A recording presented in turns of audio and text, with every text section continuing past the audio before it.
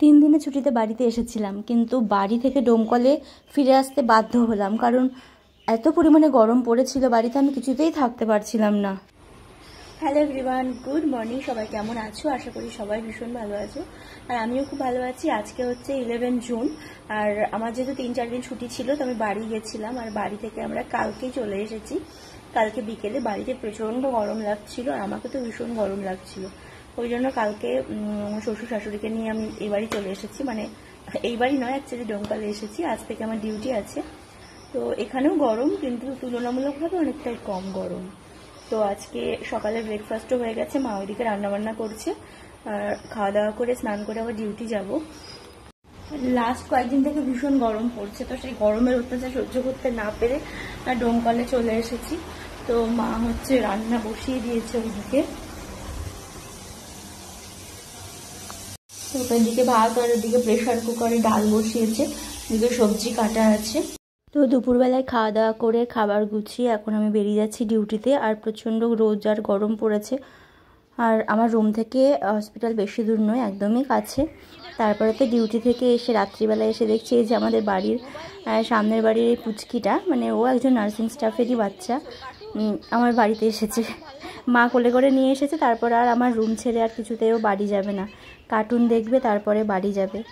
তো বেশ ভালো ব্যাপার এইগুলো। আর এখানে তোমাদেরকে একটা জিনিস দেখাই, দেখো মানুষ চিরুনি কী কাজে ব্যবহার করে, চুল আঁচড়ানোর কাজে ব্যবহার করে, কিন্তু আমার এখানে এত ইচিং হচ্ছিল কয়েকদিন থেকে বলবো না, 8 মাসের পর থেকে আমার ইচিং স্টার্ট হয়, হোল বডিতে ইচিং হয়ে যায়। তো কিছুতে আমি পারছিলাম না, হাত চুলকোনো যায় কিন্তু পা চুলকোতে ভীষণ কষ্ট হয়। তো আমি চিরুনি দিয়ে শেষমেশ মানে পাটা চুলকোচ্ছিলাম, কিছু করার নেই।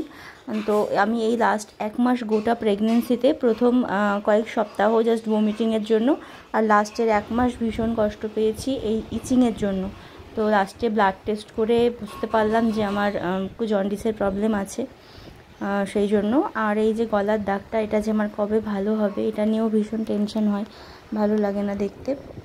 সত্যি মা হওয়া বোধহয় এতটাও সহজ নয়, সমস্ত সৌন্দর্যকে হারিয়ে, সমস্ত সৌন্দর্য নষ্ট হয়ে একটা নারী মা হয়ে ওঠে। তো যাই হোক, বাচ্চাকার কথা ভেবে যা কিছু হচ্ছে সব মেনে নিতে হবে। তো রাত্রিবেলায় খাওয়া দাওয়া করে তোমাদেরকে একটা ছোট্ট সুন্দর স্কিন কেয়ার রুটিন শেয়ার করি, চলো, মনটা ভালো হয়ে যাবে একদম। তো রাত্রিবেলায় খাওয়া দাওয়া করার পর মুখটা ভালো করে ফেস ওয়াশ দিয়ে ক্লিন করে নিয়েছি। তারপরে এই যে এখানে ডাবরের একটা রোজ ওয়াটার ইউজ করছি, এটা আমি সেদিন ফ্লিপকার্ট থেকে অর্ডার করেছিলাম, বেশ ভালো অফারে পেয়েছিলাম। আর আমি প্রথম থেকে টোনার হিসেবে রোজ ওয়াটারটাই ইউজ করি। মাঝে কয়েকদিন গুড ওয়াইবসের একটা টোনার ইউজ করেছিলাম, সেটাও ভীষণ ভীষণ এফেক্টিভ, ভীষণ ভালো। তো এই মুহূর্তে আমি এটা ইউজ করলাম, যেহেতু এটা আমার হাজব্যান্ডও ইউজ করবে, আমরা দুজন মিলে এটা ইউজ করব, সেই জন্য বড় নেওয়া।